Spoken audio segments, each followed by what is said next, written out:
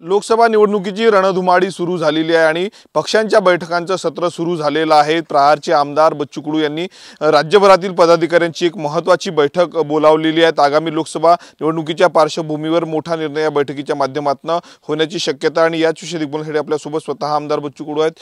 भाऊ, काय सांगणार, आज महत्त्वाची बैठक बोलावलेली आहे आणि राज्यभरामधून महत्त्वाचे पदाधिकारी जिल्हाध्यक्ष येणार आहेत, काय निर्णय होऊ शकतो? नाही, आज फक्त अमरावती विभागाचे 4 लोकसभेचे कार्यकर्ते म्हणजे तालुका प्रमुख आणि जिल्हा प्रमुख बोलावले आहे। नंतर 29 तारखेला नांदेड आहे, तिकडले 4 जिल्हे आहे, 30ला औरंगाबाद, जालना, बीड आणि 22ला मुंबई आणि मग पश्चिम महाराष्ट्र खानदेश।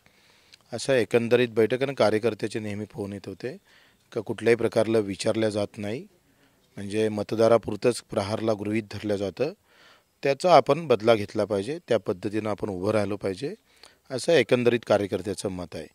आणि मग एवढी ताकद प्रहारची असताना सुद्धा या पद्धतीनं जर निवडणुकीच्या पूर्वी या पद्धतीनं वागलं जात असेल, तशा प्रकारचा मान सन्मान कार्यकर्त्याला भेटत नसेल तर वेगळा निर्णय घेऊ। कसा घ्यायचा तो आता 4 वाजता आपण ठरवणार आहोत, कार्यकर्त्याला विचारपूस करणार आहोत।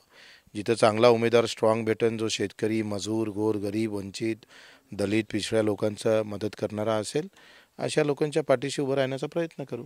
लोकसभा निवडणुकीमध्ये प्रहारची बंडखोरी दिसेल, ज्या पद्धतीने तुम्ही सध्या महायुतीमध्ये आहे आणि उमेदवार उभे करण्याचा तुमचा विचार सुरू आहे, पण आखरी आमची तयारी होती, पण आता एकंदरीत त्यांनाच आम्ही नको आहे असं दिसतं एकंदरीत।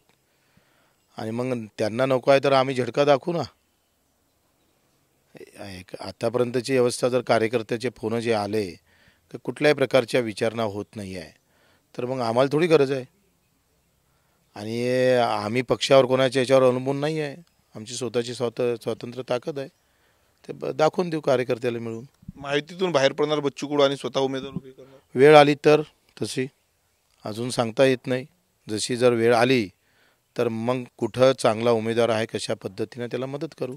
काही दिवसापूर्वी राज ठाकरे म्हणाले होते की दुसऱ्यांची मुलं आम्ही खांद्यावर खेळवत नाहीत। मनसेचा सध्या 1 आमदार आहेत, बच्चू कडूंचे 2 आमदार आहेत, जिल्हा परिषद असेल, नगरपंचायत बच्चू कडूंच्या ताब्यात आहे, प्रहारच्या ताब्यात आहे। असं असताना मनसे आता कुठेतरी मनसेला बोलावले, अमित शहांसोबत चर्चा देखील झालेल्या आहेत, जागा देखील काही यांना मिळू शकतात राज ठाकरेंना, त्या बाबतीत प्रहारला तशी बोलावणं होत नाही का? मला असं वाटतं त्याची काही आम्हाला गरज नाही आहे आणि अशी तुलनात्मक काही आम्ही काय म्हणतं तफावत असं काही मांडू इच्छित नाही। मनसेच्या ठिकाणी ठीक आहे, प्रहारच्या ठिकाणी ठीक आहे। आज आपण जर पाहिलं तर आमच्या 4 नगरपालिका जिल्ह्याच्या बाहेर आमच्याजवळ आहे, जिल्हा परिषद सदस्य आहे, पंचायत समिती सदस्य, नगरसेवक आहे।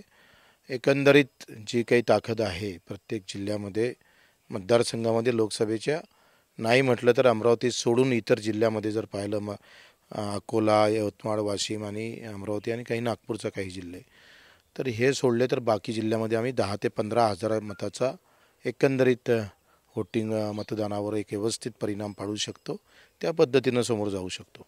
काँग्रेसची यादी जाहीर होत आहे, वंचितचा सध्या समावेश दिसत नाहीत, वंचितसोबत काही बोलणी चालू आहेत का? इतर तिसरी आघाडी करण्याचा विचार तुमचा आहे का? नाही, आम्ही कोणासोबत आघाडी करायचा विचार नाही आहे। प्रश्न असा आहे का कार्यकर्ते जे काही फोन करतं आणि त्यांची जे काही अवमान होत आहे, त्यांना जो सन्मान भेटत नाही, त्याच्यासाठी आम्ही निर्णय घेऊ। हो, विदर्भातला महत्त्वाचा लोकसभा मतदारसंघ म्हणून अमरावतीला पाहिला जाते, तुमचा गृह जिल्हा आहे, तुम्ही देखील अमरावतीमधनं उमेदवार उभा करणार असल्याची माहिती आहे, काय?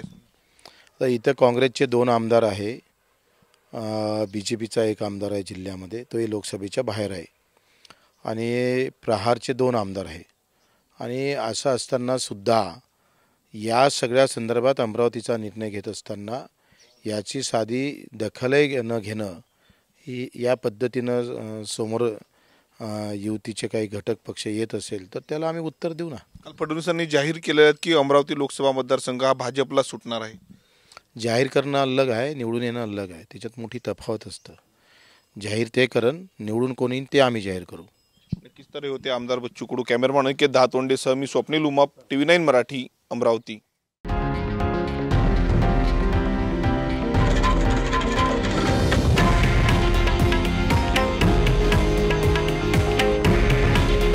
हे आहे देशातील नंबर 1 न्यूज नेटवर्क आणि आपण पाहत आहात TV9 मराठी। काळजी तुमची, हित महाराष्ट्राचं।